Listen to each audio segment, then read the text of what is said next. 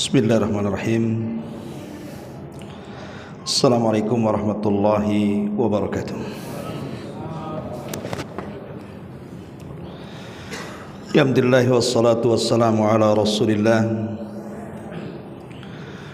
wa ala alihi wa sahbihi wa mawalah wa la hawla wa la quwwata illa billahi wa ba'du.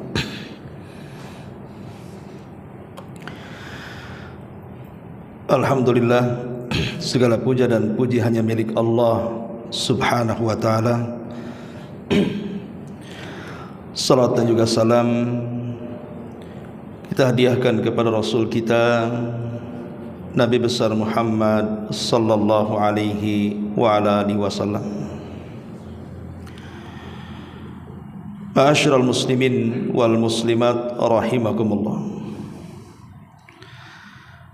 Biasa kita mengkaji tafsir, biar tidak bosan mungkin kita selingi dengan tematik. Malam ini kita akan membahas tentang pelajaran berharga dari seekor unta.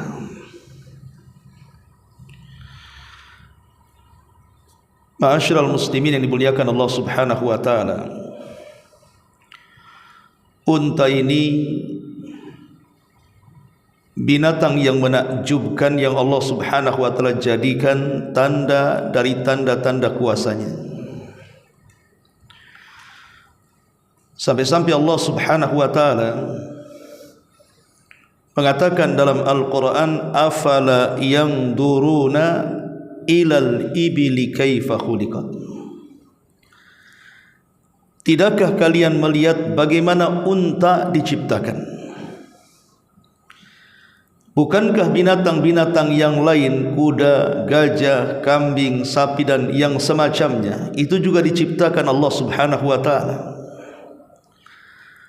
Tapi kenapa Allah subhanahu wa ta'ala memilih kata unta? Ya, karena unta ini berbeda dengan binatang-binatang yang lainnya.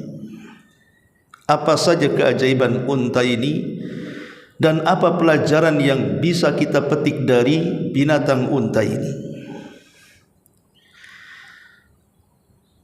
Ma'asyiral muslimin yang dimuliakan Allah subhanahu wa ta'ala, Al-Quran menyebut unta itu sampai 12 kali dengan berbeda lafaz. Pertama, terkadang Allah subhanahu wa ta'ala menyebut unta itu dengan kata jamal, dan itu disebutkan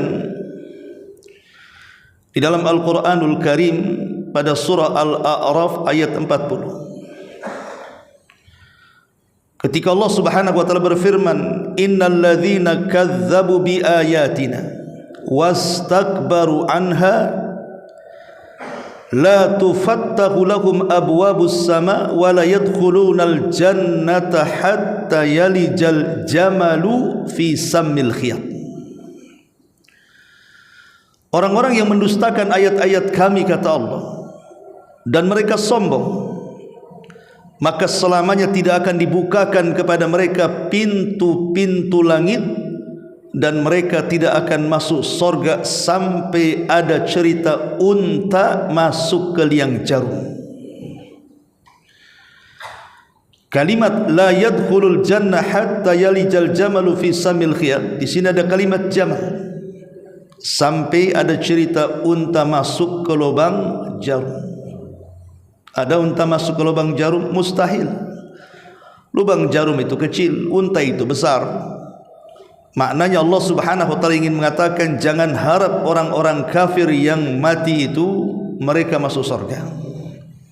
Semustahil unta masuk ke lubang jarum. Kemudian yang kedua, Allah subhanahu wa ta'ala menyebut unta itu dengan kalimat al-ibil, sebagaimana ayat yang tadi saya sudah baca, Al-Ghasiyah ayat 17, afala yanzuruna ilal ibili kaifa khuliqat. Tidakkah kalian melihat bahwa unta itu diciptakan? Ayat ini ada asbab nuzulnya. Jadi ketika orang-orang kafir mengingkari adanya kenikmatan-kenikmatan surga, ketika Allah Subhanahu wa taala mengatakan sururum marfu'ah, dipan-dipan yang ditinggikan, mereka mengatakan macam mana dipan yang tinggi itu kita bisa naik di atas, katanya. Ini Muhammad ini ngarang-ngarang saja. Maka Allah Subhanahu wa taala mengatakan afala yanzuruna ilal ibili kaifa khuliqat. Tidakkah kau lihat unta itu diciptakan?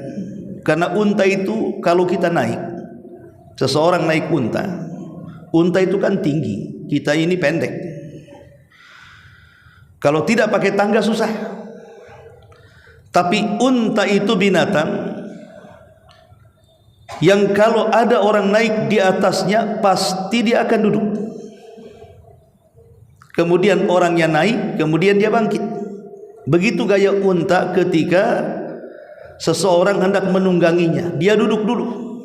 Kemudian baru setelah penunggangnya naik di atas unta, kemudian dia berdiri.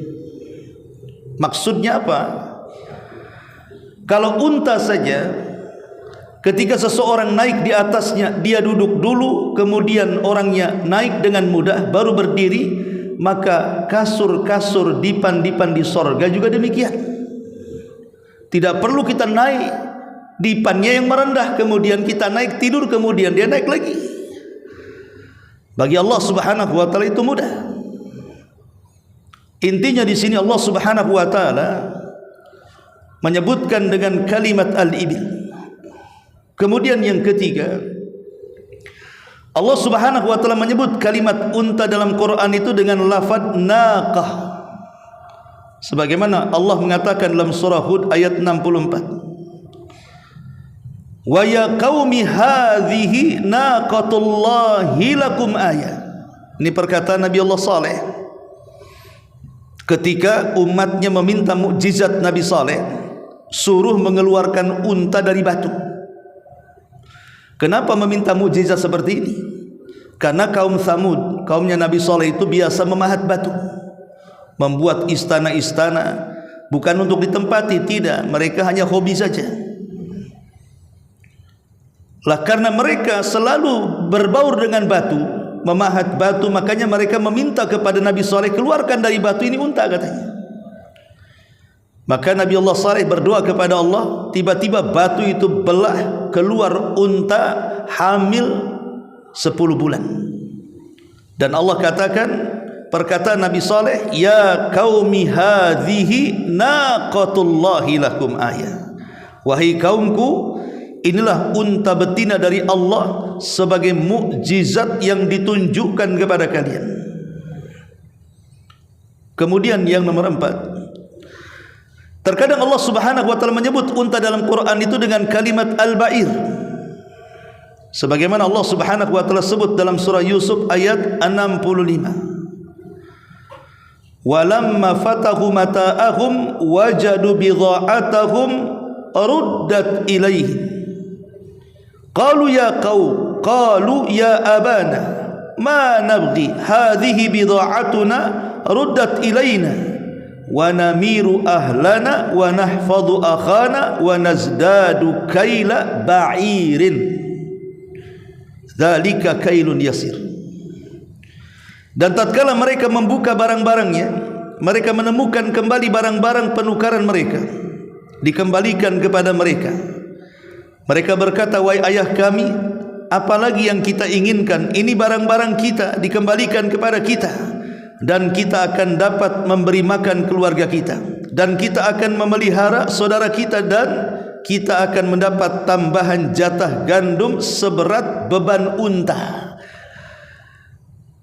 Itu sesuatu hal yang mudah bagi Raja Mesir. Ini kisah Nabi Yusuf.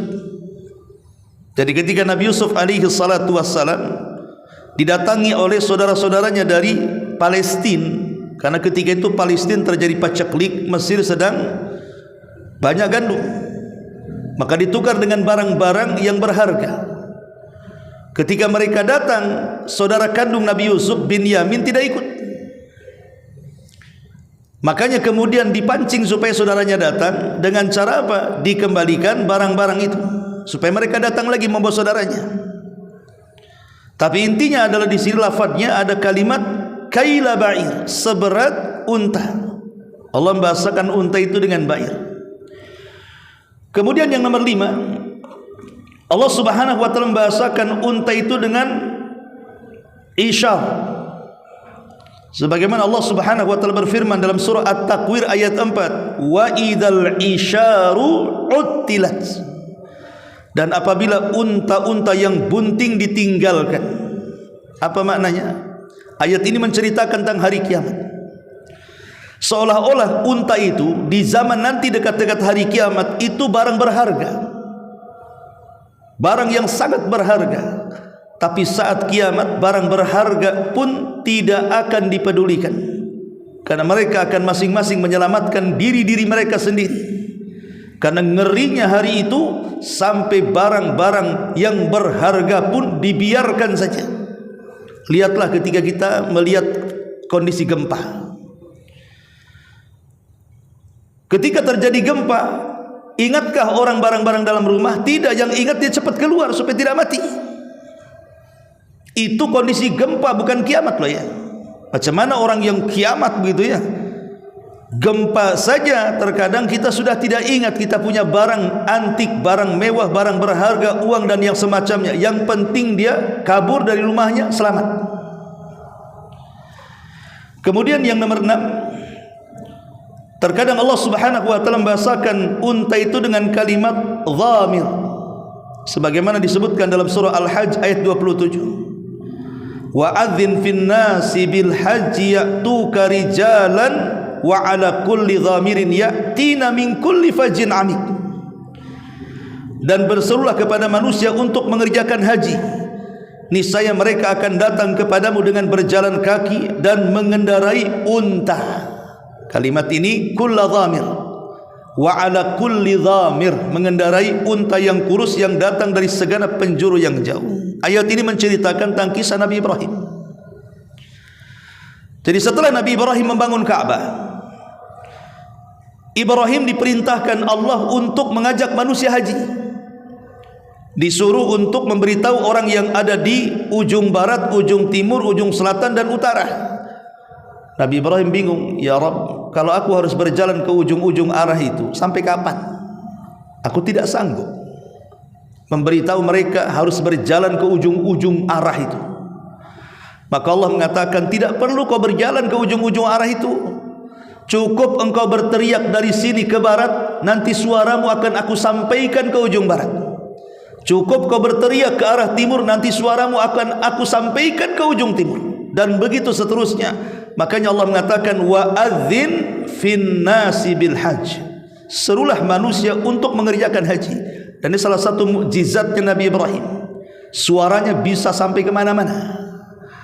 Walaupun dia hanya di satu titik ngomong, tapi suaranya sampai ke ujung-ujung arah.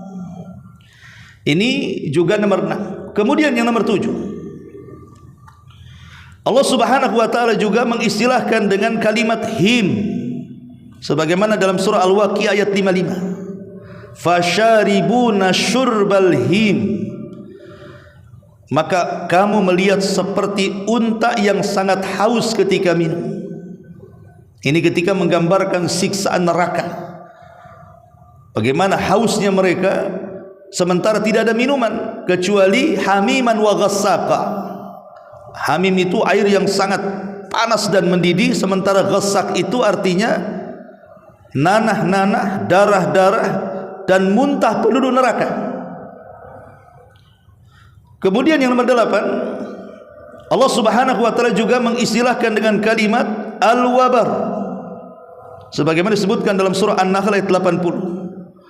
Wallahu ja'ala lakum min buyutikum sakanan wa ja'ala lakum min juludikumul an'am buyutan tastakhifunaha yawma dha'nikum wa yawma iqamatikum wa min aswafiha wa awbariha wa ash'ariha utsathan wa mata'an ilahin. Dan Allah menjadikan bagimu rumah-rumahmu sebagai tempat tinggal, dan Dia menjadikan bagimu rumah-rumah kemah-kemah dari kulit binatang ternak yang kamu merasa ringan membawanya, di waktu kamu berjalan dan waktu kamu bermukim, dan dijadikannya pula dari bulu domba serta bulu unta. Sini kalimat unta maksudnya wa aubariha. Terkadang Allah Subhanahu wa taala menyebut kalimat wabar. Kemudian yang nomor 9, Allah Subhanahu wa taala mengistilahkan unta dengan kalimat al-badn. Al-budunu, al-budunu sebagaimana disebutkan dalam surah Al-Hajj ayat 38. Wal budunu ja'alnaha lakum min sya'airillah. Dan unta-unta itu kami jadikan untukmu sebagai syiar Allah Subhanahu wa taala. Maksudnya ketika berkurban, maka kurban terbaik adalah kurban dengan unta. Maksudnya untuk satu orang, bukan berserikat. Kalau tidak sanggup maka 1 ekor sapi. Maksudnya untuk satu orang, bukan berserikat. Kalau tidak sanggup 1 ekor kambing. Kalau tidak sanggup berserikat unta. Kalau tidak sanggup berserikat sapi. Di sini Allah Subhanahu wa taala menyebut unta dengan kalimat al-budnu. Al-budnu adalah unta. Ma'asyiral muslimin yang dimuliakan Allah Subhanahu wa taala, terkadang Allah Subhanahu wa taala mengistilahkan unta dengan beberapa, dalam satu ayat itu dengan 4 kalimat. 4 kalimat maksudnya adalah ketika Allah Subhanahu wa taala menjelaskan tentang sesembahan-sesembahan orang-orang kafir. Karena orang-orang kafir itu kan biasa mereka melakukan persembahan dengan memberikan unta. Ada istilah syaibah, ada istilah wasilah. Itu disebutkan di satu ayat itu kalimat 4 tentang sesembahan orang-orang kafir, disebutkan dalam surah Al-Maidah ayat 103. Ma ja'alallahu min bahiratin wala saibatin wala wasilatin wala hamin. Dan Allah sekali-kali tidak pernah mensyariatkan adanya bahirah, saibah, wasilah dan ham. Ini 4 kata ini maksudnya unta-unta yang dikorbankan. Inilah diantara 12 kata dalam Al-Quran tentang lafaz unta. Apa sih faedahnya? Kenapa satu binatang banyak nama? Para ulama mengatakan bahwa ketika satu binatang banyak nama itu sama dengan surah Al-Fatihah. Surah Al-Fatihah itu banyak nama tuh. Ada Al-Fatihah, ada surah Asy-Syifa, ada surah Ummul Quran, ada disebut Ummul Qura, macam-macam. Ulama mengistilahkan surah Al-Fatihah sampai belasan nama. Kenapa satu surat banyak nama coba? Atau umpamanya hari kiamat. Hari kiamat itu sampai disebutkan oleh Imam Ghazali 82 nama untuk satu peristiwa yang disebut dengan hari kiamat. Para ulama mengatakan ketika satu peristiwa memiliki banyak nama, atau satu surat memiliki banyak nama, atau satu binatang memiliki banyak nama, menunjukkan bahwa ini bukan peristiwa biasa kiamat. Surah Al-Fatihah itu bukan surat biasa. Unta ini bukan binatang biasa. Makanya sampai diulang-ulang maknanya dengan berbeda lafaz, menunjukkan unta ini bukan binatang biasa, tapi binatang yang luar biasa, memiliki keagungan di sisi Allah Subhanahu wa taala. Itu faedahnya. Baik, ma'asyiral muslimin yang dimuliakan Allah Subhanahu wa taala, kita akan membahas tentang unta menurut hadis-hadis Nabi sallallahu alaihi wasallam. Di sini akan banyak pelajaran yang kita akan petik dari binatang unta ini. Pertama, Nabi SAW mengatakan dalam hadis yang dikeluarkan Imam Hakim, kata Nabi SAW, innal mu'mina kal jamalil anfi haitsu maqida inqad. Kata Nabi SAW, sesungguhnya seorang mukmin itu seperti unta. Rasul mengatakan sesungguhnya seorang mukmin itu seperti unta. Maksudnya apa? Yang ditusuk hidungnya, kemanapun unta itu dituntun, maka dia akan patuh kepada pemiliknya. Ma'asyiral muslimin yang dimuliakan Allah Subhanahu wa taala, para ulama hadis ketika memberikan catatan kepada hadis ini, Apa maksudnya? Seorang mukmin seperti unta yang ditusuk hidungnya sehingga bisa dibawa ke sana kemari dan unta tidak akan melawan. Nurut saja. Bahwa seorang mukmin itu dengan perintah Allah dan Rasulnya, maka mereka tidak akan membangkangnya. Dan kata-kata seorang mukmin apabila Allah Subhanahu wa taala memerintahkan sesuatu ataukah Rasulnya, kata kunci mereka hanya mengatakan sami'na wa ata'na. Kami mendengar dan kami taat. Makanya Allah Subhanahu wa taala mengatakan innama qaulul mu'minin idza du'u ila Allahi wa rasulihi liyahkuma bainahum an yaqulu sami'na wa ata'na. Perkataan seorang mukmin itu apabila diseru oleh Allah dan Rasulnya untuk berhukum kepada sebuah hukum, maka mereka akan mengatakan kami dengar dan kami taat. Di sini pelajarannya seorang mukmin seperti unta itu, karena seorang mukmin tidak pernah melawan Allah dan Rasulnya. Apa yang dikatakan Allah, kalau itu perintah laksanakan. Apa yang dikatakan Allah, kata itu larangan, ditinggalkan. Wa ma atakumur rasulu fakhudhu wa ma nahakum anhu fantahu. Ini yang pertama. Yang kedua, hadis Nabi sallallahu alaihi wasallam yang dikeluarkan dari Imam Al-Bukhari dalam nomor hadis 6498, innaman nasu kal ibilil mi'ati la takadu tajidu fiha raha. Sesungguhnya manusia itu seperti unta yang jumlahnya 100. Hampir-hampir kamu tidak mendapatkan padanya unta yang cocok yang kau tunggangi. Apa maksudnya hadis ini? Hadis ini sebagian para ulama, ada yang beberapa ulama mentakwilkan. Pertama, maksudnya bahwa kebanyakan manusia itu tidak baik dan hanya sedikit manusia yang baik. Seperti di sini Rasul mengatakan sesungguhnya manusia seperti unta yang jumlahnya 100. Hampir-hampir dari 100 unta ini tidak ada yang cocok untuk ditunggangi. Seolah-olah Rasul ingin mengatakan kebanyakan manusia ini jahat, hanya sedikit manusia yang baik. Jadi kalau kita ini punya teman-teman, boleh jadi 100, 200, 300 orang gitu ya. Mungkin dari sekian banyak teman kita itu yang baik kepada kita itu tidak banyak.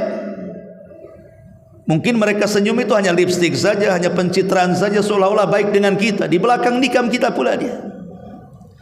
Atau kata para ulama, maksudnya hadis ini bicara tentang nasab. Apalagi di akhir zaman, kebanyakan nasab orang itu tidak jelas. Makanya banyak orang-orang yang kemudian hamil di luar nikah, atau terkadang mungkin suaminya mentalak berkali-kali padahal sudah tidak boleh hubungan, akhirnya hubungan hamil pula dia ya. Artinya betul-betul yang nasabnya jelas dari bapak ibu yang soleh dan solehah itu sedikit sekali. Ada juga yang mentakwil seperti itu. Yang ketiga, bicara tentang zuhud.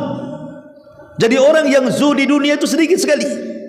Kebanyakan orang itu serakah dengan dunia. Makna zuhud itu artinya meletakkan kekayaan sampai di tangan saja, tidak sampai ke hati. Jadi kalau datang harta cukup di tangan, kalau pergi harta ya berpindah tangan gitu saja. Tetapi orang-orang yang rakus dunia, maka dia akan meletakkan kekayaan dalam hatinya. Ketika datang harta, maka hatinya sangat bahagia luar biasa. Ketika hilang harta, hatinya sangat sakit luar biasa. Itulah orang yang rakus dengan harta. Artinya orang yang zuhud itu sedikit. Kebanyakan orang-orang yang rakus dengan harta. Atau juga takwil sebagian para ulama, maksudnya orang-orang yang baik agama dan akhlak itu sedikit. Kebanyakan orang-orang itu kalau tidak buruk agama, buruk akhlaknya. Dari sini kata Nabi SAW, innaman nasu kal ibilil mi'ah la takadu tajidu fiha rah. Ini yang kedua. Yang ketiga, hadis Nabi SAW yang dikeluarkan Imam Ahmad dari Abdullah ibn Ja'far radhiyallahu an, dia mengatakan ardafani Rasulullah sallallahu alaihi wasallam khalfahu dzata yaum. Satu hari, kata Abdullah ibn Ja'far, aku pernah dibonceng di belakang Nabi. Kemudian fadakhala haitan minal ansar, maka aku masuk dengan Rasul itu ke salah satu kebun dari kebun-kebun Ansar. Dan ini menunjukkan apa? Tawaduknya Rasul, mau membonceng sahabatnya. Dan yang ditunggangi oleh Nabi SAW adalah himar. Himar itu keledai, dan keledai itu adalah kendaraan yang paling hina, artinya untuk orang-orang yang miskin biasanya. Padahal Nabi SAW punya unta loh ya. Rasul juga punya kuda. Tapi kenapa Nabi SAW menggunakan himar, keledai? Karena itulah kendaraan Rasul sehari-hari. Jadi kalau sehari-hari menggunakan keledai, kalau kuda ini untuk perang, kalau unta ini untuk jarak jauh gitu. Seolah-olah Nabi SAW ingin mengajarkan kepada para pemimpin kita ini agar menonjolkan kehidupan sederhana. Kehidupan sederhana, tampakkan kehidupan yang sederhana. Jangan menyakiti hati rakyat. Seperti yang sekarang kejadian ribut di mana-mana itu, salah satu kritiknya adalah karena apa? Para pejabat ini hidupnya hedon. Mereka kalau ngeplok ataupun mungkin buat siaran live di YouTube ataupun membuat semacam channel-channel itu, yang ditampakkan kekayaannya saja, rumahnya, mobilnya, kekayaannya, jalan ke sana, jalan kemari, kuliner dan begitu seterusnya. Tidak tahu rakyat ini susah. Maka Nabi SAW mengajarkan tawadhu di sini, kesederhanaan. Harusnya sebagai pejabat pemimpinnya lihat Rasul SAW. Dari sini kenapa para pejabat seperti itu jangan-jangan kurangnya mereka qudwah, mencontoh nabinya. Padahal mereka sebagiannya muslim, bahkan sebagian besar muslim. Ma'asyiral muslimin yang dimuliakan Allah Subhanahu wa taala, wajar kalau sampai menyakiti hati rakyat itu mungkin seperti itu. Walaupun sebenarnya demonstrasi dalam Islam sendiri itu tidak boleh sebenarnya melakukan demonstrasi itu. Ulama membagi hukum demonstrasi itu 4. Pertama, kalau seandainya yang demonstrasi itu maksudnya orang-orang ahli, para ulama, pakar-pakar negara gitu, yang bisa memberikan kritik dan saran untuk kemajuan bangsa, tidak ada masalah. Karena pasti para ulama, orang-orang cerdas, orang-orang ahli itu memberikan masukan pasti terbaik kepada pemerintah. Yang kedua, rata semuanya, mau ulamanya, mau orang awamnya, macam-macam ya, dengan cara silmi, damai. Dengan cara silmi maksudnya tidak ada kerusuhan dan begitu seterusnya. Tapi yang kedua juga mustahil. Kenapa? Sebab biasanya orang demonstrasi itu awalnya damai. Awalnya damai. Mungkin korlapnya ngomong kan gitu, jangan rusuh. Nanti sudah mulai malam ini, kalau sudah rusuh, siapa yang bisa mengendalikan manusia melakukan anarkisme? Maka demo yang seperti ini merugikan negara, merusak fasilitas umum dan macam-macam. La ilaha illallah. Mereka tidak tahu bahwa fasilitas umum itu diambil dari uang kita juga, dirusak oleh kita juga. Kemudian yang ketiga, ini tidak boleh yang seperti ini ya. Kemudian yang ketiga, ada niat untuk melakukan pemberontakan, maka ini lebih parah hukumnya. Karena bagaimanapun Islam melarang tidak boleh memberontak kepada pemimpin yang sah. Imam Ahmad, di zaman Imam Ahmad sedang dipenjara. Separuh lebih kota Baghdad itu semua murid-murid Imam Ahmad. Kalau Imam Ahmad mau berontak kepada Khalifah Mu'tasim bisa saja. Tapi Khalifah, waktu itu Khalifah sangat kejam. Imam disiksa sampai dimasukkan penjara kan, sampai murid-muridnya datang ke penjara dan mengatakan, ya Imam, perintahkan kami akan berontak. Apa kata Imam Ahmad? La ad-dima'ud dima. Jangan, ini urusan darah. Ini urusan darah. Kalau kalian berontak pasti ada orang mati. Tidak memberontak demonstrasi saja banyak orang mati, apalagi melakukan pemberontakan ya. Itu walaupun hanya sekedar demo tidak boleh. Apalagi yang keempat, lebih haram lagi kalau sampai kemudian betul-betul memegang senjata. Ini sudah tidak boleh lagi. Ma'asyiral muslimin yang dimuliakan Allah Subhanahu wa taala, intinya bahwa Nabi SAW mengajarkan di sini khususnya para pejabat, para pemimpin, kesederhanaan. Kalian boleh kaya tapi jangan ditampakkan. Kaya tidak ada yang melarang, Allah juga tidak melarang kalian kaya. Tetapi jangan sampai kekayaan melalaikan akhirat dan meninggalkan dunia. Mengejar dunia. Kemudian kata sahabat Abdullah ibn Ja'far ini, dia mengatakan, ketika Nabi SAW sedang berjalan-jalan di kebun-kebun, tiba-tiba berpapasan dengan unta. Unta ini mengejar Nabi. Dikejarnya Nabi sama unta itu. Nabi di atas keledai bersama Abdullah bin Ja'far. Tiba-tiba unta itu lebih dulu larinya, kemudian menghadang Rasul. Setelah dihadang, tiba-tiba yabruk unta ini sujud dan duduk. Nabi SAW terdiam, kemudian turun dari keledainya, kemudian mendekati unta. Rupanya unta ini menangis. Kemudian famasaha, maka Rasul pun kemudian mengusap air mata daripada unta di pipinya itu. Kemudian entah ya apa yang diucapkan dengan unta itu. Tiba-tiba Nabi SAW berteriak, "Man sahib hadal jamal?" Siapa pemilik unta ini, katanya. Faja'a fatan minal ansar, datang anak muda dari Ansar dan mengatakan, "Itu punya saya wahai Rasul." Kata Nabi SAW, "Kemari kamu." Kemudian Rasul menasihati, "Afala tattaqillah fi bahimatillati malakakallahu iyyak?" Tidakkah kau bertakwa kepada Allah Subhanahu wa taala? Untamu sudah Allah kuasakan kepadamu. Annaka tuji'uhu wa tut'ibu. Engkau berani menyiksa binatang ini, engkau hanya menggunakan untuk bekerja, tapi engkau tidak pernah mengenyangkan dan tidak pernah memberikan kesejahteraan kepada unta ini. Rasul marah kepada pemilik unta ini. Lihat bagaimana Nabi SAW mengajarkan, kalau unta saja, binatang, tidak boleh disia-siakan tuannya. Hanya dipekerjakan, tapi tidak pernah dikasih makan. Itu menyiksa binatang namanya. Macam mana pula manusia? Terkadang ada orang yang kemudian mengambil pembantu di rumah tangga. Terkadang ada yang disiksa pembantu itu, ada yang tidak digaji pembantu itu, atau mungkin karyawan, ada yang bekerja lama tapi nggak digaji-gaji sama bosnya. Lah, lihat Islam mengajarkan unta saja diperhatikan sama Nabi. Lebih daripada itu, bahwa unta di sini tahu kemana dia harus mengadu. Dia tahu kemana harus mengadu kepada Nabi SAW. Tahu itu Nabi. Tapi kita umat Islam ini terkadang tidak pernah mengembalikan urusan kita kepada Allah dan Rasulnya. Pada Allah mengatakan, "Idza tanazza'tum fi syai'in farudduhu ila Allahi wa Rasul." Kalau kalian bermasalah dengan sesuatu, kembalikan solusinya kepada Allah dan kepada Rasulnya, bukan kepada hawa nafsunya. Ini juga di antara pelajarannya. Kemudian selanjutnya, unta ini binatang yang tidak akan punah sampai kiamat. Binatang-binatang yang lain bisa punah, tapi unta ini saat menjelang kiamat dia masih hidup. Maksudnya masih ada. Bukan berarti untanya hidup sampai kiamat, tidak. Unta itu 40 tahun meninggal. Maksudnya sampai kiamat dia tidak punah, masih ada.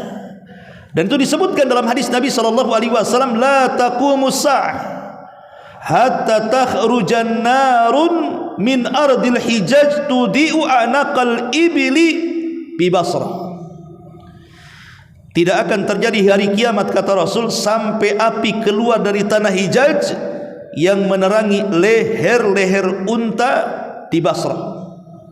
Kita tahu bahwa keluarnya api di akhir zaman itu dari dua tempat. Pertama dari Hijaz, Mekah Madinah. Yang kedua dari Aden Yaman. Dan keluarnya api dari perut bumi ini, itu tanda akhir dari tanda-tanda kiamat besar.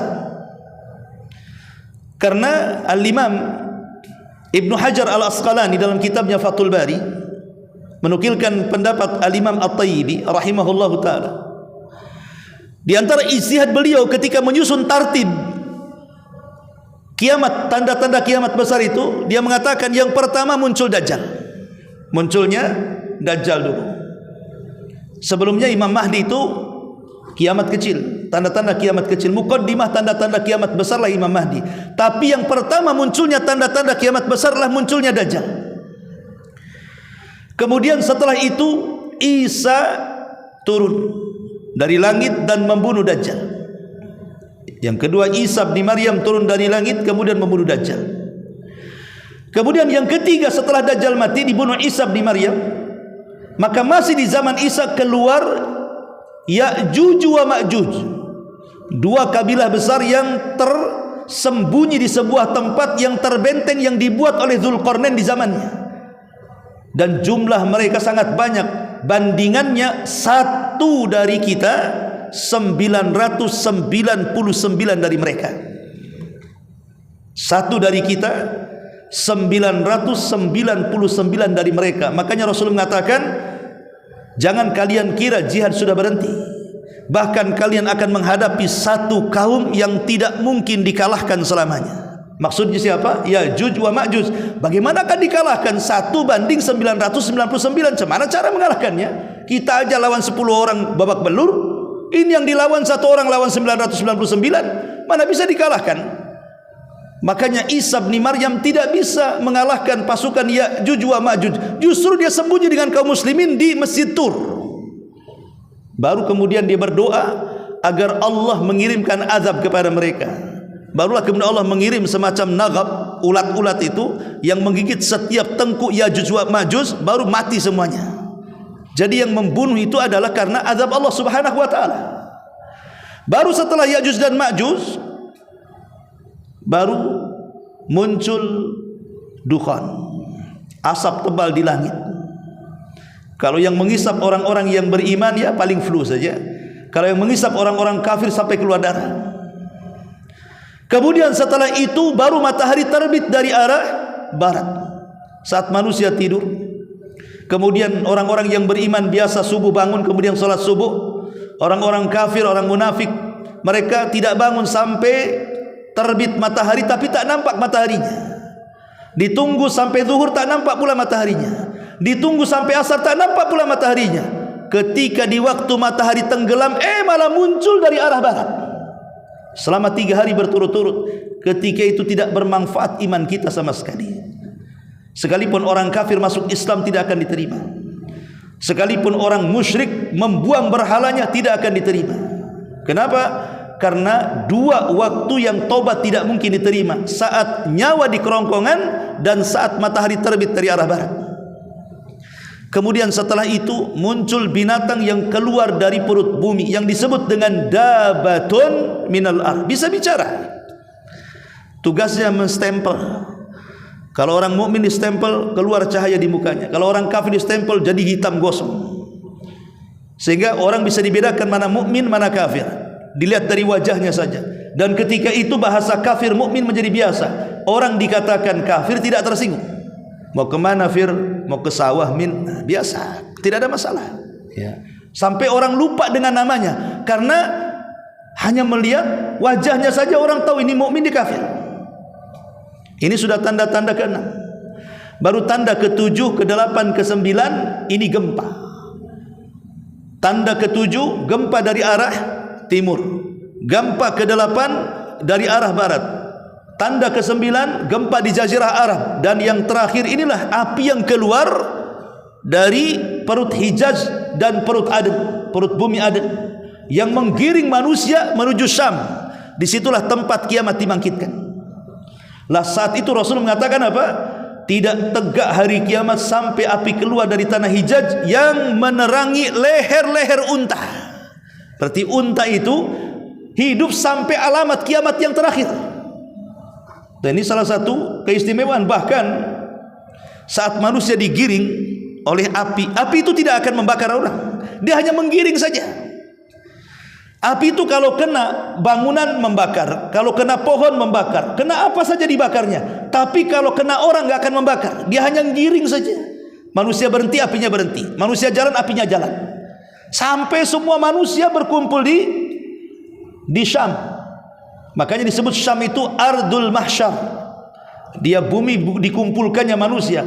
Lah Nabi SAW mengatakan dalam sebuah hadis, kata Nabi SAW, an Abi Hurairah an Nabi SAW, yuhsyarun nas ala 3 tara'iq, ragibina rahibina wa 2 ala ba'ir wa 3 ala ba'ir wa 4 ala ba'ir wa 10 ala ba'ir wa yuhsyaru baqiyatuhumun nar tukilu ma'ahum haitsu qalu tabitu ma'ahum haitsu batu wa tusbihu ma'ahum haitsu asbahu wa tumsi ma'ahum haitsu amsau. Manusia semuanya akan dikumpulkan dalam 3 keadaan saat digiring oleh api ke Syam itu. Manusia akan dikumpulkan dalam 3 keadaan. Ada yang berharap, senang, gembira, ada yang takut, dan ada yang sangat tegang. Ada 2 orang ketika berlari atau berjalan menghindari api itu, ada 2 orang yang menunggangi 1 unta, ada 3 orang menunggangi 1 unta, ada 10 orang menunggangi 1 unta secara bergiliran, dan sisanya digiring oleh api. Api itu menyertai mereka baik siang hari ataupun malam hari, dan mereka terus digiring sampai ke tempat berkumpulnya. Dari sini, dari 2 hadis menunjukkan unta ini akan hidup sampai tanda terakhir dari tanda-tanda kiamat besar. Ma'asyiral muslimin wal muslimat rahimani wa rahimakumullah. Kemudian juga hadis Nabi yang dikeluarkan atau disepakati Bukhari Muslim. Kata Nabi SAW, al-fakhru wal khuyala fi ashabil ibili was sakinatu wal waqaru fi ahlil ghanami. Kata Rasul, kesombongan dan juga kebanggaan itu dimiliki oleh para peternak unta, tetapi orang-orang yang tenang, orang-orang yang bahagia itu terdapat pada para peternak kambing. Apa maksudnya hadis ini? Kita tahu bahwa tidak ada satupun nabi yang berternak unta, tetapi hampir semua nabi itu berternak kambing. Bahkan tidak ada satupun nabi kecuali pernah menggembala kambing. Termasuk nabi. Dia menggembala kambing bertahun-tahun, belasan tahun malah. Menjadi penggembala kambing hanya mengambil upah ringan dari orang-orang kaya Mekah. Apa fungsinya coba? Kenapa Nabi SAW kemudian diarahkan oleh Allah menjadi penggembala kambing? Ulama sejarah mengatakan, min riayatil ghanami ila riayatil umami. Berawal dari memimpin kambing, berakhir dengan memimpin umat. Seolah-olah modal memimpin umat itu diambil saat Rasul memimpin kambing, menjadi penggembala kambing. Kenapa demikian? Banyak sifat-sifat terlahir dari penggembala kambing. Sifat sabar, karena bagaimanapun orang kalau punya peliharaan hewan nggak sabar, matilah hewannya. Kasih sayang, tentu hewan itu sakit diobati. Kasih sayang muncul. Keberanian, bukankah lawan kambing serigala terpaksa harus melawan serigala untuk melindungi kambing-kambingnya. Kesederhanaan, karena beda orang yang penggembala kambing dengan orang yang kerja di kantoran kan. Tentu mereka tidur sama kambing lah ya kan, bau, lecak dan begitu seterusnya. Dan sederhana hidupnya. Makanya Rasulullah SAW mendapatkan akhlak yang baik itu saat menjadi penggembala kambing. Bahkan Rasul itu dikatakan Sadiqul Amin, orangnya jujur dan amanah itu saat menjadi penggembala kambing tuh, julukan itu muncul. Karena biasanya ketika di usia-usia anak-anak muda sudah menikah, usia belasan tahun, karena orang Arab kan muda-muda udah nikah di zaman itu kan. Terkadang mereka ingin hadir di pernikahan teman-temannya, tapi kan mereka harus menggembala kambing. Maka Rasul menawarkan diri, sudah, kambing-kambing kalian sini saya rawat, kalian pergi sana. Kadang 2 hari, 3 hari, 4 hari baru pulang. Tapi tidak ada satupun kambing mereka yang hilang, tidak ada satupun kambing mereka yang sakit, tidak ada satupun kambing mereka yang cacat. Betul-betul sebagaimana dititipkan, itulah mereka akan mendapatkannya. Dari situlah Rasul disebut amin, orangnya amanah dan orangnya jujur. Maka sejak saat itulah Rasul SAW digelari oleh teman seprofesinya penggembala kambing sebagai Sadiqul Amin. Dan ini menjadi meluas ketika Nabi SAW kemudian menikah dengan Khadijah. Karena rumah Khadijah itu bank Islam pertama yang didirikan Nabi. Bank syariah pertama yang didirikan Nabi itulah rumah Khadijah. Kenapa? Karena orang-orang jahiliyah ini kalau mereka dagang ke Yaman atau ke Syam, tidak mungkin mereka bawa uang, nanti dirampok di jalan. Kalaupun diletakkan di rumah, tidak mungkin juga nanti dibobol maling. Makanya mereka selama perjalanan berbulan-bulan untuk safar dagang itu, harta mereka dititipkan di rumah Khadijah, dititipkan di rumah Nabi. Ketika mereka datang, mereka minta lagi, dan tidak ada satupun uang yang berkurang. Mereka akan mengembalikannya. Sejak itulah Rasul disebut Sadiqul Amin. Tapi sekarang kalau antum dititip uang 10 juta, waktunya diambil, afwan kepake ya, nantilah saya bayar lagi, aduh pinjam dululah, macam-macam ya. Apalagi dititipkan ucapan, bertambah ribanya kalau ucapan itu. Nitip pesan itu yang 1 kalimat jadi 1000 kalimat ya. Ma'asyiral muslimin yang dimuliakan Allah Azza wa Jalla. Jadi intinya bahwa Penggembala kambing ini melahirkan akhlak baik. Beda dengan penggembala unta seperti Umar. Umar bin Khattab itu sejak kecil itu menggembala unta. Bahkan ayahnya Khattab itu lebih sayang kepada untanya dibandingkan kepada Umarnya. Bayangkan coba. Kurang ajarnya bapaknya Umar itu, Khattab ini. Ini Umar nih, satu hari dia ingin berkunjung kepada pamannya. Kemudian dititipkan untanya kepada kawannya. Oh, dicari sama bapaknya Khattab itu. Setelah ketemu, kemudian dipukuli dan disuruh kembali untuk beternak unta, untuk menggembala unta.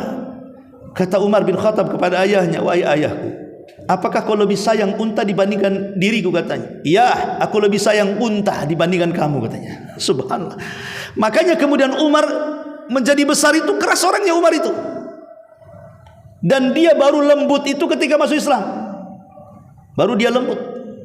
Tapi ketika Islam saja nampak kerasnya terkadang muncul sewaktu-waktu. Contoh mamanya, kalau ada kasus dikit-dikit, ya Rasul izinkan aku kupenggal lehernya. Itu selalu kata-kata itu terulang dari Umar tuh. Seperti ketika Abdullah ibn Ubay tokoh munafik ketahuan, maka Umar yang pertama datang kepada Rasul, Rasul izinkan aku kupenggal tuh leher si Ubay itu, katanya. Ma'asyiral muslimin yang dimuliakan Allah Azza wa Jalla. Kemudian juga di antara hadis berikutnya, Nabi SAW mengatakan, sallu fi maradhibil ghanami wa la tusallu fi a'tanil ibili fa innahu khuliqat minasyayatin. Salatlah di kandang kambing, jangan salat di kandang unta, karena unta tercipta dari setan. Kenapa demikian? Kok kita boleh salat di kandang kambing? Karena kambing tidak akan mengusik kita, dia tidak akan cemburu. Tapi unta ini pecemburu. Kalau tempat yang biasa dia duduk di situ, kita duduk di situ, oh ditunjang kita. Jauh-jauh dia akan datang ngejar kita. Pokoknya tempat duduknya itu, tempat yang biasa istirahatnya, jangan diganggu. Makanya Rasul mengatakan jangan sholat di tempat peristirahatannya unta. Nanti kau ditunjang unta. Tapi silahkan kamu sholat di tempat mungkin pemain satu halaman ini memang suka kambing duduk-duduk di sini, nggak apa-apa di situ, karena kambing itu nggak punya sifat cemburu. Dia tidak akan ganggu. Tapi unta jangan harap. Alasannya kenapa demikian? Karena unta itu tercipta dari setan. Makanya kenapa orang makan daging kambing tidak batal wudunya, tapi orang makan daging unta sepakat batal wudunya. Kenapa alasannya? Karena diciptakan dari setan. Para ulama mengatakan, apa sih yang dimaksud unta diciptakan dari setan itu? Bukankah kita lihat unta lahiran juga dari ibu bapak untanya, sama dengan binatang yang lain? Para ulama mengatakan, ketika Rasul mengatakan inna khuliqat min syayatin, unta itu diciptakan dari setan, ada yang mengatakan maksudnya min jinsin khuliqat minhu syayatin. Maksudnya dari segi jenis. Awal penciptaannya, kayak Adam itu dari tanah, tapi anak cucunya kan tidak dari tanah. Ya, setan, jin awalnya dari api, tapi kan anak turunan jin bukan dari api. Begitu juga unta itu awalnya bapak moyangnya unta, itu maksudnya diciptakan dari setan, tapi kemudian turunannya ya tidak. Ada yang mengatakan seperti itu. Ada yang mengatakan bahwa itu perkawinan daripada binatang bumi dengan binatang yang biasa dirawat manusia dengan binatang yang dirawat oleh jin, kawin, lahirlah unta katanya. Ada yang mengatakan seperti itu. Ada juga yang mengatakan bukan berarti unta dicipta dari setan, tidak, tapi unta ini memiliki tabiat setan, mudah marah, mudah emosi, cemburuan. Dan ini yang paling banyak dikuatkan para ulama. Karena ada satu hari seorang syekh bercerita, ini kejadian di Qasim sana di Arab Saudi. Jadi ada seseorang Badui, Arab Badui, ingin memerah susu unta. Unta betina ini tak mau, akhirnya diikat. Kemudian sampai tumbang, kemudian diperah susunya. Lah yang jantannya nampak dari jauh bahwa betinanya disakiti. Kemudian diperah susunya. Maka yang jantannya ini langsung mengejar si pemerah susu itu. Dikejar. Setelah kemudian dapat ditunjang sampai mati. Itulah bagaimana cemburunya unta. Kadang-kadang ada sisi positifnya kan. Unta saja istrinya diapa-apain cemburu. Kita manusia kadang-kadang istrinya dibonceng ojek, ya biasa aja. Ya kan, biasa aja kan. Kayaknya biasa aja, istrinya kemana-mana ngumbar aurat. Kadang-kadang jalan sama orang. Kadang-kadang nggak ada cemburunya kita ini. Tapi unta bisa cemburu pula tuh coba. Ma'asyiral muslimin yang dimuliakan Allah Subhanahu wa taala, itulah di antaranya kenapa unta itu diciptakan dari setan. Ini juga di antara tabiat unta. Ma'asyiral muslimin yang dimuliakan Allah Subhanahu wa taala. Kemudian juga Nabi SAW mengistilahkan dalam hadis, khairu nisa'i raqibnal ibila.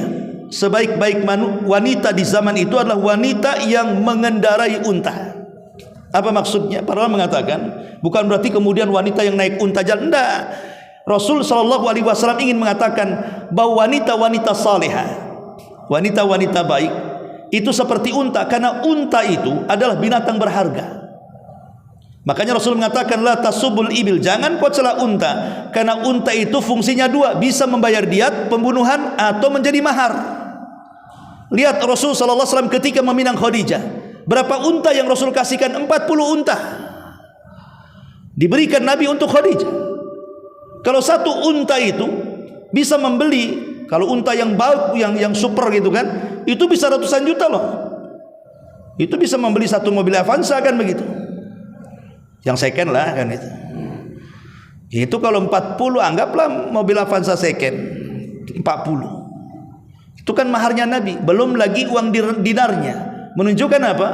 Satu-satunya manusia yang memuliakan perempuan dengan mahar yang sekian luar biasa, fantastis. Kalau antum gak yakin, paling tinggi seperangkat alat sholat kan gitu. Kadang-kadang kurang pula sajadahnya tak ada. Ma'asyiral muslimin yang dimuliakan Allah Azza wa Jalla. Jadi bisa untuk bayar diat. Orang kalau membunuh kan qisas tuh. Tapi qisas ini syaratnya berat. Kenapa? Karena satu keluarga korban harus setuju. Pamannya keluarga korban 10. Ketika semuanya setuju qisas, maka qisas. Tapi 9 setuju qisas, 1 tidak setuju, tidak boleh qisas. Harus ada persetujuan semua keluarganya. Kalau 1 saja nggak setuju karena kasihan, maka nggak boleh qisas. Diganti dengan dia bayar 100 ekor unta kepada keluarga korban. Jadi unta itu bisa digunakan untuk dia. Ya. Ma'asyiral muslimin yang dimuliakan Allah Subhanahu wa taala. Jadi Nabi SAW ingin mengatakan sebaik-baik wanita yang mengendarai unta, maksudnya karena unta itu binatang berharga. Wanita ini berharga. Maka wanita-wanita yang baik itu wanita-wanita yang salehah, karena mereka wanita-wanita berharga, menjaga kehormatannya, kemaluannya dan begitu seterusnya. Kemudian Nabi SAW juga mengatakan, unta ini ikhwan, binatang yang tidak suka dengan kata-kata kotor. Tidak suka kalau ada orang maki-maki depan unta itu tidak suka. Itu binatang ajaib unta itu. Unta ini suka dengan ucapan-ucapan yang baik. Kalau ucapannya jelek, unta itu tahu itu. Itulah gimana Allah menjadikan unta itu sebagai mukjizat kan, karena dia menyukai kalam orang yang baik dan tidak menyukai kalam orang yang tidak baik. Contoh, di zaman Nabi SAW itu punya budak namanya Anjasah, budak hitam, Anjasah. Tapi walaupun budak, dia jago syair, Anjasah ini. Ya. Jadi satu hari Anjasah ini ingin menyenangkan Nabi, maka dia merangkai syair, memuji-muji gitu. Tiba-tiba dari mana-mana unta datang ingin dengar. Bayangkan, dari mana-mana unta datang ingin dengar syairnya si Anjasah ini. Kata Nabi, lihat Anjasah, berhenti, nanti unta dari mana-mana datang, katanya. Kata Nabi. Bahkan satu hari disebutkan dalam Sahih Bukhari, Anjasah ini membawa salah satu istri Nabi SAW di rumah-rumahan unta tuh. Jadi kan dia pegang untanya. Kan kalau unta itu kan ada rumah-rumahan di atasnya tuh. Jadi salah satu istri Nabi itu berada di rumah-rumahan itu. Anjasah pegang pelananya sambil jalan. Dan biasanya Anjasah ini kalau ingin menyemangati unta selalu bersyair, maka unta akan semangat. Jadi nampak unta itu sudah loyo. Anjasah satu hari bersyair, lupa dia karena kenakan syair, untanya lari. Sampai mau terjengkang itu rumah-rumah di atas unta. Rasul sampai berteriak, ruwaidan ya Anjasah, pelankan syairmu katanya. Itu unta itu bisa jatuh rumah-rumahannya itu. Lihat, sampai Nabi SAW mengatakan kepada Anjasah, ruwaidan ya Anjasah, pelankan, nanti jatuh itu rumah-rumahan itu. Terdapat dalam Sahih Bukhari. Dari sini kata Imam Al-Hafidh Ibnu Hajar ketika memberikan ta'liq kepada hadis ini, lihat bagaimana unta itu suka dengan suara indah. dan dia tidak suka dengan suara yang tidak indah. Harusnya kita seperti unta. Kalau ada orang yang gibah depan kita, pergi. Kalau ada yang caci maki, pergi. Sayang telinga kita jadi mendengar. Ya. Ma'asyiral muslimin yang dimuliakan Allah Azza wa Jalla. Bahkan unta ini di antara keajaibannya ketika para ulama menjelaskan afala yang duruna ilal ibili kaifa khuliqat. Tidakkah kau lihat bahwa unta itu diciptakan? Unta ini lebih hebat daripada Google Map yang ada di handphone kita. Unta ini kuat hafalannya. Satu kali dia jalan walaupun bermil-mil, dia tahu jalan pulangnya walaupun hanya satu kali saja. Sampai-sampai Imam Ar-Razi dalam tafsirnya, Tafsir Ar-Razi, menceritakan tentang kisahnya diri sendiri. Kata Imam Ar-Razi, satu hari saya safar, kemudian ketika pulang lupa jalan. Entah kemana jalan itu udah pusing, karena namanya padang pasir ini kan semuanya sama, gundukan sana gundukan sini. Kalau kita lewat di jalan sini kan bisa, oh ada Indomaret, ada ini, ada pom bensin, oh di sini ada mall, oh di sini kita bisa kasihlah tanda-tanda, oh di sana ada lampu merah, saya ingat. Tapi di padang pasir ngingetnya gimana coba? Kiri kanan belang-belong, nggak bisa kita nginget apa, taunya pasir aja menghampar sejauh mata memandang tuh. Tetapi akhirnya kemudian kata Ar-Razi, aku teringat dengan firman Allah surah Al-Ghasyiyah 17, afala yang duruna ilal ibili kaifa khuliqat. Langsung dia bismillahi tawakkaltu ala Allah, kemudian ikuti unta ini katanya. Jadi mereka satu rombongan itu ngikuti unta saja. Mereka di belakang, unta di depan. Subhanallah. Setelah satu hari penuh mereka berjalan, kata Imam Ar-Razi, akhirnya sampai pula ke kampung mereka.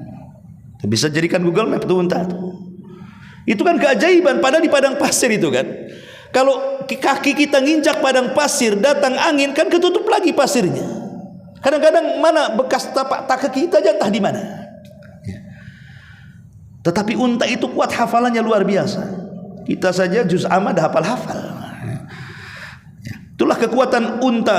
Itu hebatnya unta. Satu bisa jadikan Google Map. Kemudian juga unta ini memang struktur badannya luar biasa. Telinga unta ini kan kadang-kadang bisa nutup, bisa terbuka tuh. Perhatikan tuh, telinga unta kan kecil, kadang nutup, kadang terbuka. Untuk apa coba? Supaya ketika musim debu, kan di sana kan selalu ada musim angin debu tuh, maka tidak akan kemasukan pasir. Bahkan matanya juga sama. Tahu debu itu akan datang walaupun kecil, mungkin kita tidak bisa melihatnya kecuali dengan alat gitu ya. Close-up, kecuali dengan alat yang memang bisa membesarkan. Tapi unta tahu itu debu ada akan melayang di matanya. Makanya sehebat apapun angin debu di padang pasir, tidak ada ceritanya ada unta kelilipan itu dada. Nah ini kan mukjizat. Kemudian yang ketiga, kaki unta itu lututnya sejak lahir sudah kapalan. Antum tahu kapalan ya? Apa kapalan istilahnya? Kalau orang sering kerja kan biasanya keras gitu ya, kapal lah ya. Itu sejak lahir lutut unta itu sudah kapalan tuh. Untuk apa coba? Karena unta ini dia sanggup menahan panas padang pasir saat dia duduk. Duduknya kan dengan lutut dulu turunnya, kemudian debrak gitu ya. Tapi lutut unta itu sama kakinya itu kapalan dari kecil. Memang dibentuk sama Allah seperti itu. Kenapa? Untuk menahan panas. Namanya padang pasir kan panas. Kita saja kalau nggak pakai sandal terbakarlah itu kaki kita itu. Tapi kenapa lutut dan kaki unta tidak terbakar? Karena dibuat kapalan sejak kecil. Dan unta ini subhanallah, dia bisa mengubah cuaca dingin menjadi panas, cuaca panas menjadi dingin. Kenapa? Dengan lidahnya. Lihat, bibir unta kan tebal tuh. Karena tebalnya kadang-kadang walaupun ada semut gigit, dia nggak akan terasa ya. Tapi ada fungsi saringan. Kalau di musim dingin dia akan menghirup udara yang panas kemudian meletakkan di otaknya. Kalau musim panas dia akan menghirup udara dingin meletakkan di otaknya. Kalau kita kan kepala panas dingin kan tergantung dompet ya. Ada duit ya dingin, tak ada duit panas ya. Pas gajian oke lah dingin. Udah akhir-akhir bulan tak gajian panas. Unta enggak gitu. Lah ini bagaimana unta ini bisa luar biasa itu kan. Padahal hidup kadang-kadang di cuaca yang ekstrim. Di Timur Tengah ini kalau sudah dingin, dinginnya ngeri. Kalau sudah panas, panasnya ngeri di sana itu. Anda yang pernah umroh haji tahulah ya kan. Tapi bagaimana binatang ini bisa bertahan dan tidak sakit? Lebih hebat lagi kata para ulama, unta ini tidak ada yang bisa menandingi unta saat diletakkan beban di atas punuknya. Jadi kalau seandainya kita taruh beban untuk dibawa unta itu, maka unta itu biasanya akan deprak dulu, akan duduk dulu. Kemudian diletakkan barang banyak-banyak di atas unta, kemudian dia bangkit. Coba bayangkan binatang mana yang bisa diletakkan barang dalam kondisi duduk kemudian berdiri? Nggak ada. Gajah yang kuat sekalipun tidak akan mampu melakukan seperti itu. Apalagi kuda, ngamuk dia. Dan unta ini penyabar. Kalau seandainya over kapasitas nih, seandainya dia nggak bisa bangun karena over kapasitas, dia akan diam saja. Diam saja. Dia tidak akan meronta. Kalau mati-matilah kan begitu bahasanya ya. Itulah hebatnya unta. Kalau kuda atau yang lain tidak bisa. Kalau keberatan ngamuk dia. Lah ini salah satu bagaimana Allah Subhanahu wa taala menjadikan unta itu sebagai mukjizat yang luar biasa. Bahkan kalaupun di musim dingin dia tidak makan, tidak minum, dia bertahan 6 bulan. Kalau di musim panas bertahan 3 bulan. Coba kurung kambing sebulan jangan dimakan. Jangan kasih makan, kasih minum. Sebulan kambingan tuh. Mati enggak tuh? Mati. Ayam jangan dikasih makan seminggu, jadi bangkai dia. Tapi unta kalau di musim dingin bertahan 6 bulan tak makan tak minum. Kalau di musim panas bertahannya 3 bulan. Kenapa? Karena kalau minum pun memang banyak unta itu karena semua asupan makanan minuman diletakkan di funuknya. Itu sebagai asupan dia selama perjalanan. Kenapa Allah ciptakan ini binatang memang khusus di padang pasir? Karena di padang pasir nggak ada warung masalahnya. Ya, mau singgah di warung itu nggak ada ya. Terpaksalah Allah buat memang Allah Subhanahu wa taala di antara keajaiban unta Allah ciptakan seperti itu. Bahkan orang-orang yang kehausan, kalau mereka habis minum, mereka akan tusuk tuh unta, keluar airnya, diminum sama dia. Jadi bisa dijadikan tempat tampungan air. Ya.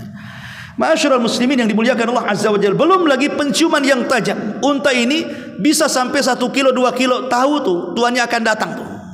Dia sudah mengendus. Memang tajam sekali penciumannya. Kalau itu tuannya dia tahu maksudnya, dan akan nurut walaupun tuannya anak kecil. Anggaplah umpamanya tuannya itu mungkin umur 3 tahun baru bisa jalan. Kalau itu tahu tuannya, unta tidak akan nunjang. Tahu itu tuannya dan akan nurut sama walaupun anak usia 3-4 tahun. Dan itu tidak terjadi kepada binatang yang lain. Kalau bukan mukjizat apa namanya? Makanya Allah Subhanahu wa taala mengatakan, afala yanzuruna ilal ibili kaifa khuliqat. Nah, ini diantara mukjizat Allah Subhanahu wa taala kepada unta. Bahkan lebih daripada itu, kencingnya obat. Kencingnya unta obat. Di zaman Rasul ada orang-orang Uraniun datang kepada Rasul. Salah satu di antara orang yang di kabilah Uraniun ini sakit, dibawa menghadap Rasul supaya diobati. Kata Nabi SAW, tunggu. Kemudian Rasul mengambil kencing unta. Minumlah kata Rasul. Kemudian diminum, langsung sembuh. Kemudian orang-orang ini pergi. Rupanya di tengah jalan kurang ajar orang-orang ini. Habis disembuhkan sama Nabi, nampak banyak unta, dibunuh penggembalanya, dirampok kemudian untanya. Kedengaran sama Nabi.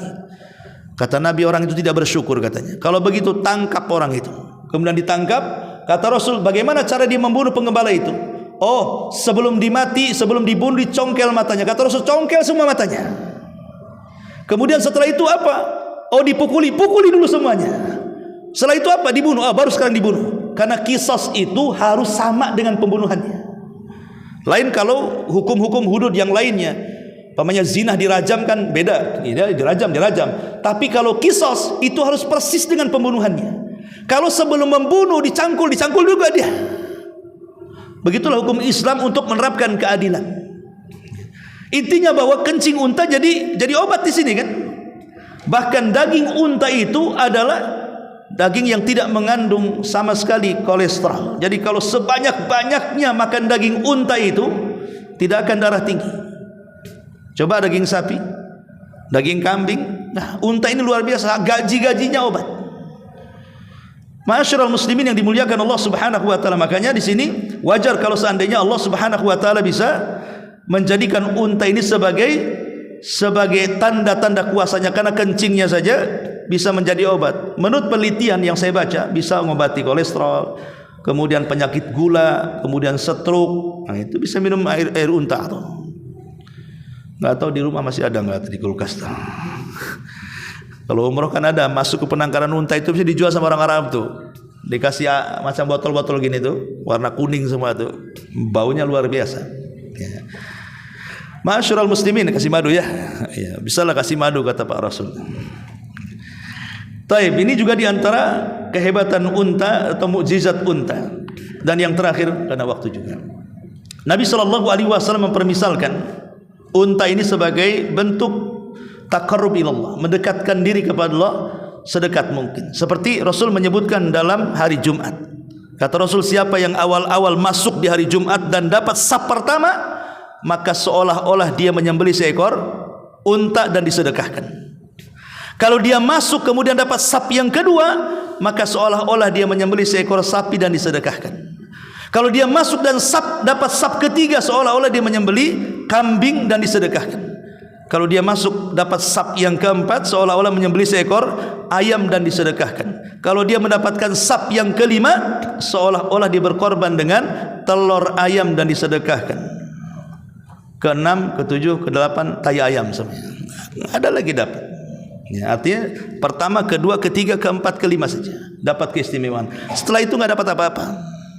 Makanya di hari Jumat Rasul mempermisalkan unta ini saf pertama. Ya. Dan banyak lagi kisah-kisah karena sudah waktunya. Subhanallah bihamdika, asyhadu an la ilaha illa anta astaghfiruka wa atubu ilaik. Allahu taala alam. Assalamualaikum warahmatullahi wabarakatuh.